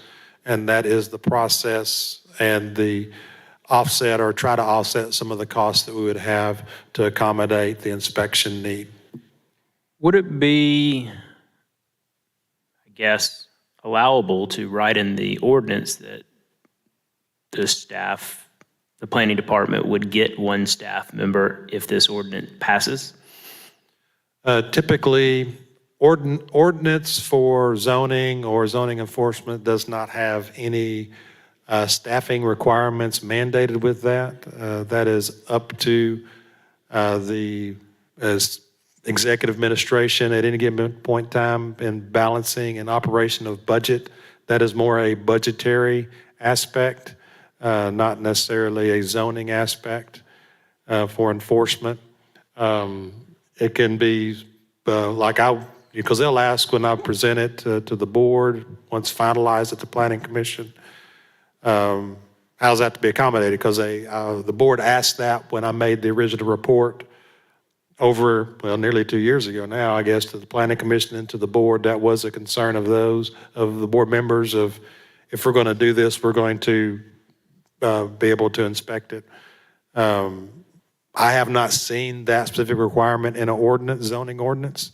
It just says that is to be inspected, and it's intuitive in there that staff has to do that. We could do that with third party, 100%, but we'd end up paying for the price that we would eventually have for having a staff member, hired to do that. Well, that's one of my concerns too, is, if we're going to take on this new zoning, then there's an inspection component to it. And if y'all don't have the people you need, then y'all are going to have a lot more burden to shoulder. And I know that's, not really fair to a department that may not, have the bodies that it needs to do the job that it's been tasked to complete. Like I said, I don't know. I just hadn't seen it. Yeah. That doesn't mean that the Planning Commission can't propose something. Okay. I would have to defer to, if presented to the board, to the opinion of the city attorney's office.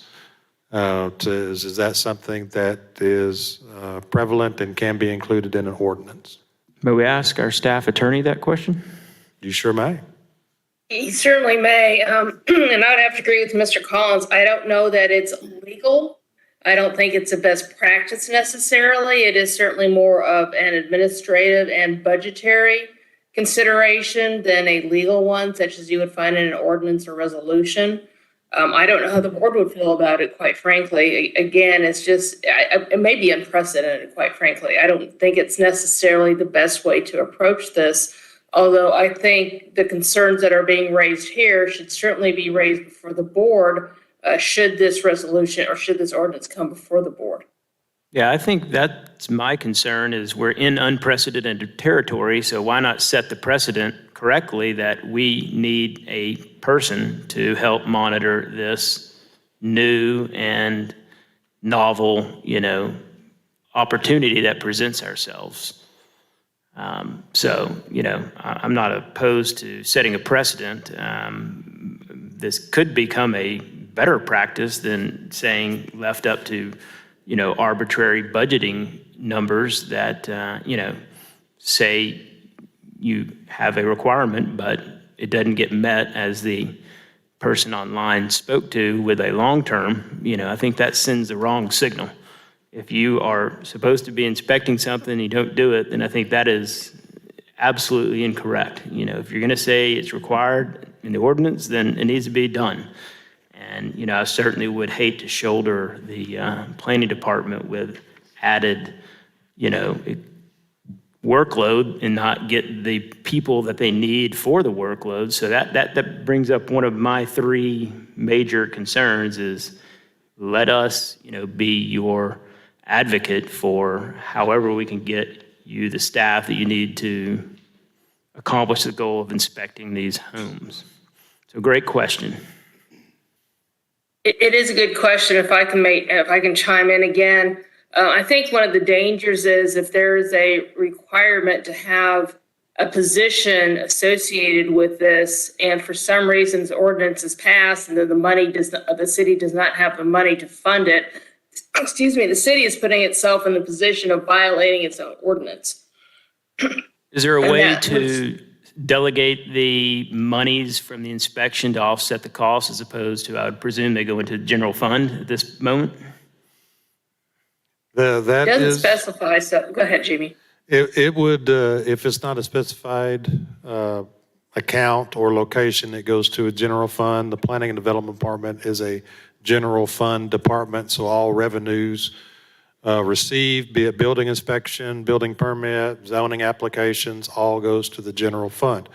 We do have other ordinances that was passed in the recent past in the building, when we passed some building codes, adoption, that some fees go directly to a different account to be spent by the Planning and Development Department. It specifically is for our continuing education for our inspectors, and buying equipment for our inspectors for in the field, building inspection and such.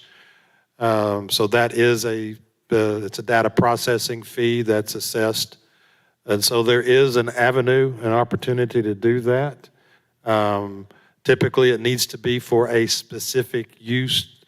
So we could say something like this money will be used, the inspection fee, for a third-party inspection company, and that yes, would be I mean, a specific it use. could be done like that. I mean, you could say that all the fees generated would go to an account to pay for these uses for rental, for the short-term rental inspection. But that, like I said, there's nothing, I believe that's legal that you can't do that. It's if you don't specify a specific one, it will go to the general fund. Will this address this? The commission presents the ordinance to the board for approval. But I think the commission could submit a letter that accompanies the ordinance that specifies all these concerns. Whether you want to codify it in law, that's entirely different than a recommendation. I agree. Yes, that is correct. The Planning Commission is has the authority and to not just this one at any time, send something to the board to be read at the board or presented by the chair or commissioner, recommending things to the board of directors. That is one of their roles to do. Prior to this discussion, I was talking to staff and wanted to understand, we've had several of these over my tenure come up, and it's always a situation of what do you do? And I guess the question that I have is, do these applications even need to come from the Planning Commission? Could we not be the body that answers the question to the applicant if the, special use for an STR1 could be applicable to a special use STR2? And it just goes ahead and ends at this body's, determination? Or would that get too much resistance from, the board? But I guess my question is, if we just have a special use instead of a planned zoning district, then, as I understand it, we are the determining body. Yes, currently, per the code, all special use permits is decided upon at the Planning Commission level, unless it is appealed on that decision to the Board of Directors. There is no set precedence for a short-term rental on how far in a process or a board or commission needs to go. In our research throughout the nation, looking at other municipalities, some of them are done at staff level. That it's approved at staff level. I believe, in my interpretation of Arkansas law, I believe that a public forum for any adjacent property owner needs to be held. Yeah. I do not believe it needs to be solely at a staff level approval, since deemed in Arkansas that is a commercial business that has to pay the taxes and can change the neighborhood. And so I believe that the property owners in the area needs to have a voice to be heard, and that would be a public forum, which that at a minimum would be the Planning Commission. As presented before the commission and also out in the public, it was a concern raised at the Board of Directors level. Staff presented a report. They just wanted something presented. So if it is the commission's desire to present something where all review and applications stop at the Planning Commission, they're more than welcome to do so. It is the commission's presentation of this ordinance to the board. I do believe that the board's concern is that as the use intensifies, I think primarily their concern is when it's a non-owner occupied unit, that the board wanted to be able to see that application rather than the finding out that it was approved and they're operational. But I also think their concern is primarily with that neighborhood notification point of it. So I believe that the commission is well within their authority to revise this proposed ordinance and submit it to the board. I cannot speak for the board on whether the entirety of the board would want to proceed with that or would want to revise it and add them as a review body at the end if it's non-owner occupied. But again, that's open for discussion. And if the Planning Commission chooses to do so, we would revise that and present it as requested. One quick point of clarification regarding planned zoning districts. Those stay with this property, correct? And special uses end at the ownership of the property? That is correct. Okay, so if somebody were to go into Hillcrest and they were to say, this property wants to be an STR2, and they go through the planned zoning district route, not only do they have to go through an extra step of going to the board of directors, but regardless of if that property is sold, it still has a designation that has been applied to it. It does, but it also can be revoked in that plan development. There's nothing that says, because a plan development is just what it is. It starts out as a plan, preliminary plan, and then you get so many years to act on that plan, or it is cause for revocation. And we have actually had one recently, Mr. Moore, I don't know if I can think of the right one, that in the plan development, we actually put it in there that if it ceases to operate as this such use within a period of time, then it is automatically revoked. Am I paraphrasing that statement correctly? That has been done in the past, and also plan developments could have a condition, if need be, placed on them by the commission that zoning just be, or that use just be for a specific property owner or business owner, and that it goes away if that changes.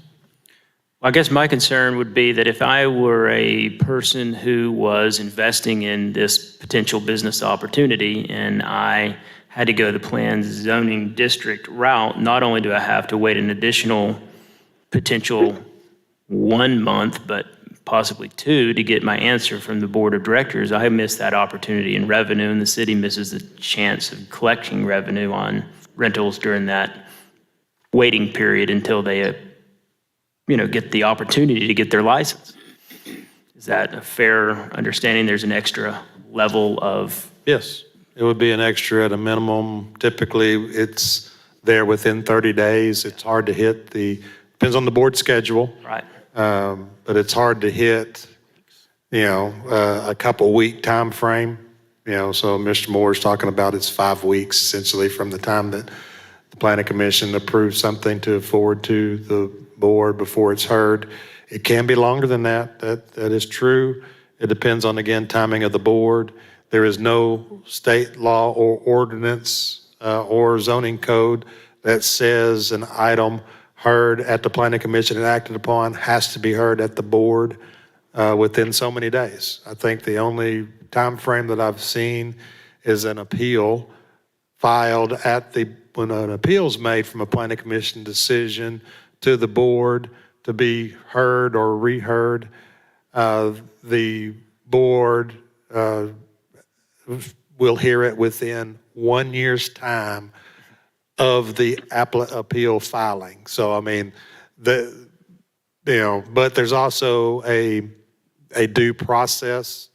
And I think Mr. Carpenter talked about it was asked that kind of same process. Somebody was asking to continue, keep deferring an item before the board. If somebody, and Ms. Latimer can also chime in, I believe if anybody just keeps deferring it to be deferring it, I think you're falling, into that due process deal. So for having a reason for a deferral or a reason for not being here, that's one thing, but just not hearing it is another in the time frame. But the board has always been very diligent in the process of any applications. We put them on, for the agenda, and there's typically a reason why it is not heard within the first available time frame. It's either been holidays or just timing, or just items, the sheer number of items that is going to be heard at the board. But I have never seen, since I've been here, an item before the board that just was not heard because it was, and I don't think that is the stance or the policy or the process of the board of directors. Thank you. I apologize for... I was about to say, I apologize for dominating anybody else. I have a quick question for, I guess, the director. In reading the correspondence that the commission received in opposition to the ordinance concerning balancing HOA rights with the ordinance as written, my question is, as the ordinance is written, does it, and I'm trying to simplify my question. Let me take 2 steps back. If a subdivision has an HOA that prohibits, for example, on the street parking or commercial activity, does this ordinance override the neighborhood's POA or HOA No. provisions? No, it does not. Actually, I can't remember which section of code is in there, but essentially a POA or their covenants and restrictions is a private agreement when they purchase the land, the individual lots. It is not, anything that is contained within those is not enforceable by the city. But so a good example is they might, I'm gonna throw it as just an extreme. I don't know if there's one out there that has this, but if they have in the POA a requirement that all homes have to be painted a certain color, then like blue, I'm just gonna throw that out there, that all homes have to be painted blue in the subdivision, and somebody comes in and builds a home and paints it yellow, and they ask us to go enforce and make them paint the house blue, we would not, because that is not in our zoning code. However, the Planning Commission is not bound by any POA bylaws or agreements. They may take it under consideration when reviewing an application, but they are not bound by that. So if a zoning is approved within a subdivision that has a POA that restricts that use, then through the Planning Commission and to the board, then that does not negate the POA's legal action pursuant to their own adopted bylaws or covenants and restrictions. Okay, I'm going to ask a question just to make sure I understood what you said. Let's just say subdivision A has a restrictive covenant or a POA or HOA that says you can't operate a commercial business out of your house. And the commission approves a type 1 or type 2 short-term rental, which has to be a business. It has to have a business license. Then the commission could grant that application, but then subdivision A would have to sue the applicant for violation of the restrictive covenant. That is correct. Okay, thank you. Great question. In the event a homeowner wants to sell the property that was once listed as short-term rental, do they have to come back before the board or the commission to get that changed back to residential, or will it continue to stay residential and they can foresee the sale just like a normal real estate transaction? Well, if you're talking that, again, if it's a special use permit or a plan development that is tied to the entity or the business, once that entity sells it, that is revoked and it goes back to the underlying zoning that was there. And if they want to continue that, the new property owner would have to apply and go through the process again for approval.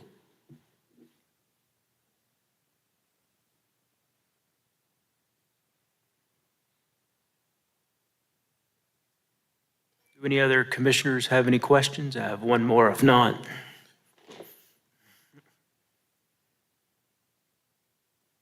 So I guess this is my question.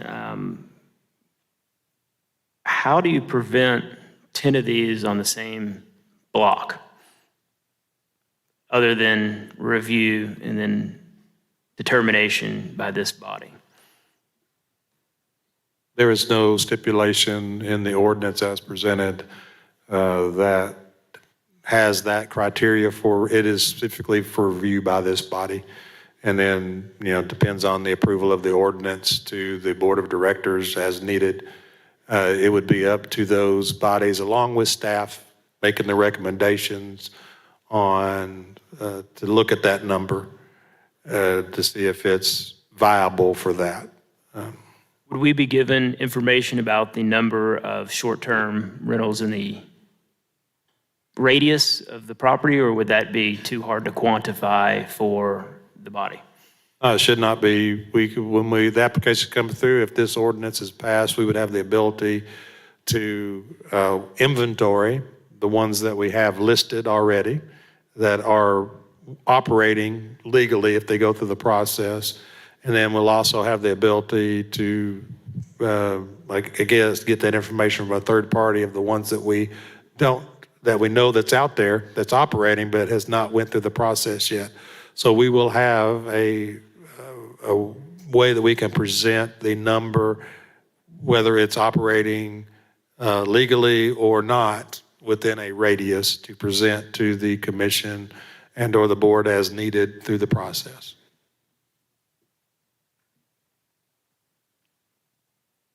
Would anyone else like to discuss this further, or should we table it for today and come back with our next meeting ready to vote on it?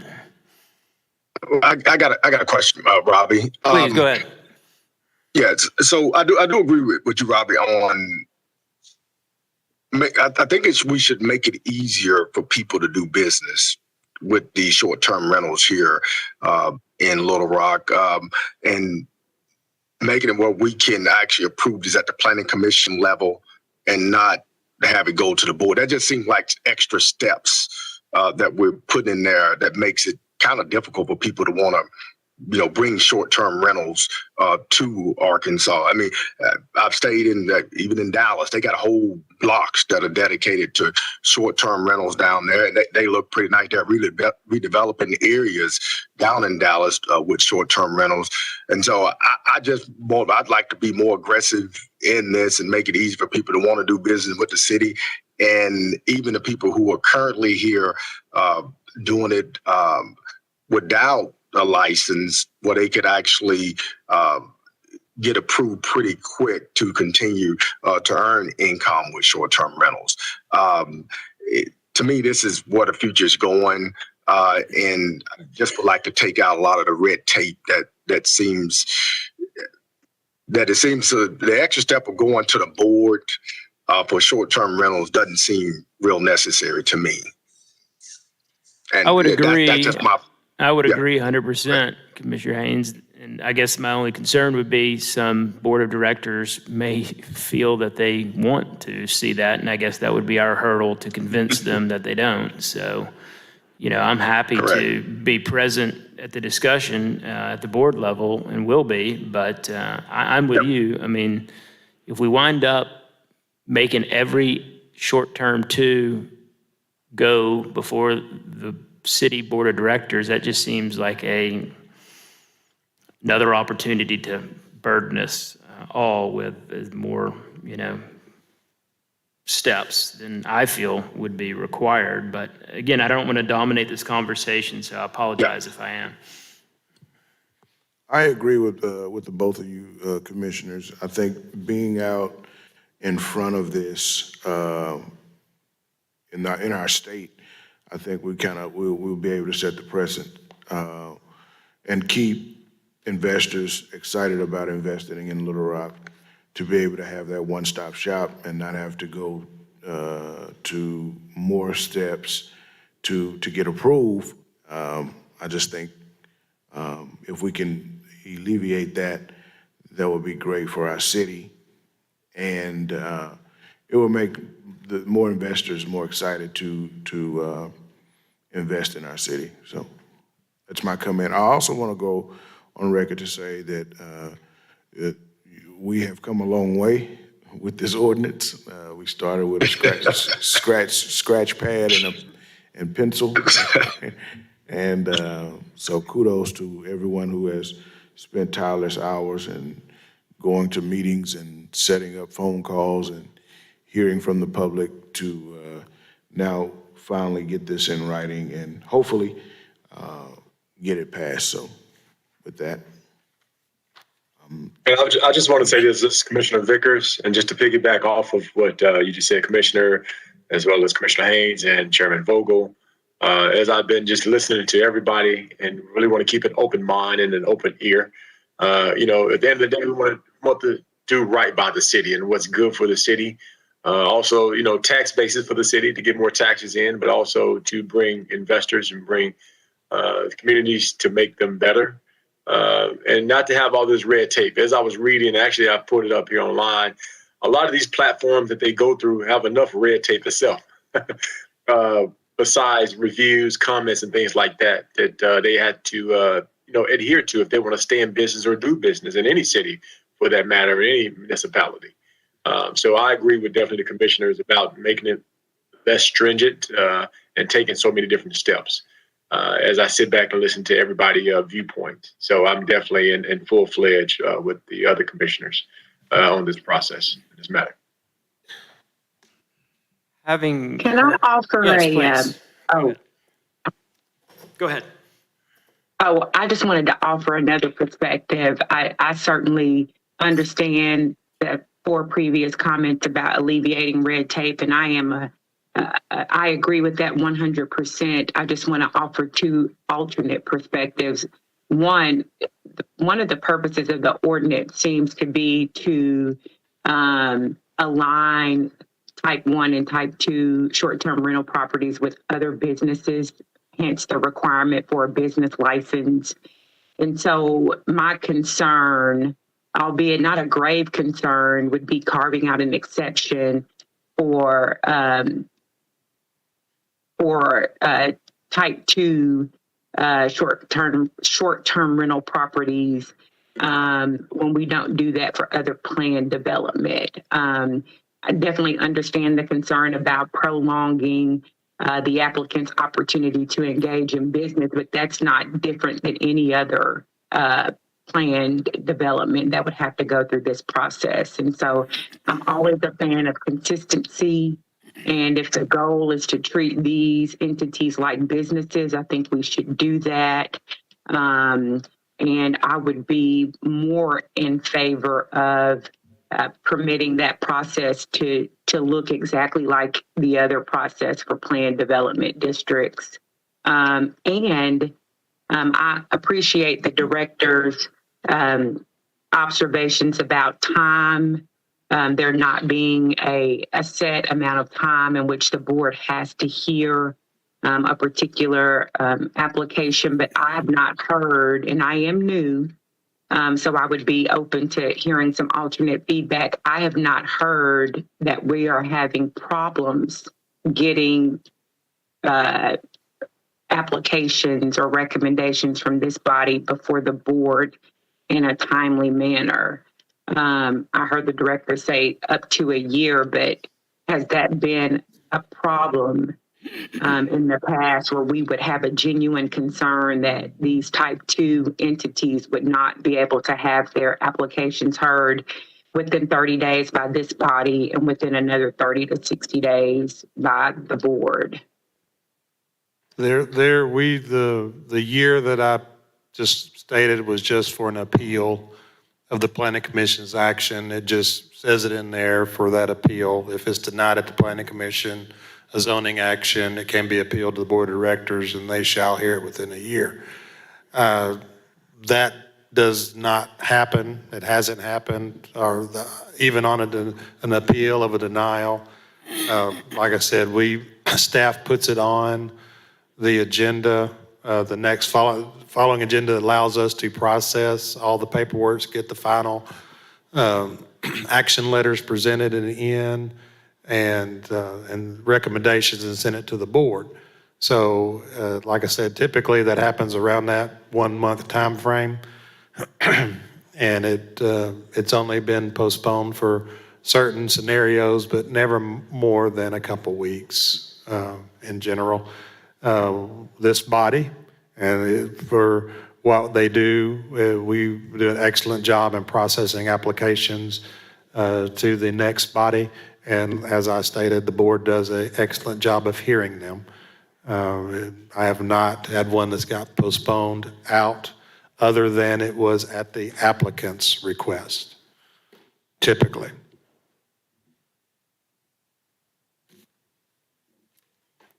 I guess my ask would be that everybody take a moment. Well, let me back up just a moment.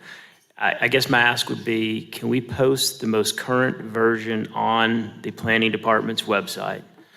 From there, can we as commissioners each take a moment to read it and reach out to somebody at staff to ask your questions so that they can answer them, and then next commission meeting we'll have a final draft to propose before this body to vote on, and then we'll have our vote next meeting. Is that fair to everybody? Is that something we can all agree with and move forward on?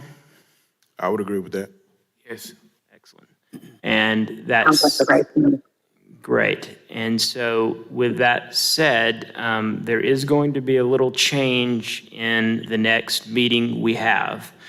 The public will be required to come here to voice their opposition or approval of an item. We will cease the telephone and WebEx for public participation. Commissioners, as the board of directors is allowing, will be offered the opportunity to attend in person or via WebEx. So it'll be at the commissioner's discretion, but the notices will go out for the July meeting that all people who wish to speak for or against will need to be present in this room. However, the commissioners can choose whether or not they participate in person or via WebEx, and I think that's still a good technology use, so I'm glad that the commissioners will get to go WebEx, but I think it's great to see us returning to a little normalcy and asking the folks to join us here if they have some concerns. So with that said, let's conclude this meeting, and I thank everyone for their time. Mr. Chair, Yes. I apologize for interrupting you, but as the ordinance was an item on the regular agenda, I believe you need a motion to defer it. Thank you very much for that. May we have a motion to defer that item 13 on this agenda? Move that we defer item 13 to our next commission meeting. Second. Second. May we have a roll call vote? Benton, Yes. Brooks, Yes. Hart, Yes. Haynes, Yes. Hodge, Yes. Latour, Yes. McDonald, Yes. Thomas, Yes. Vickers, Yes. and Vogel. Yes, and thank you for that clarification. Thank you, sir. Meeting is adjourned.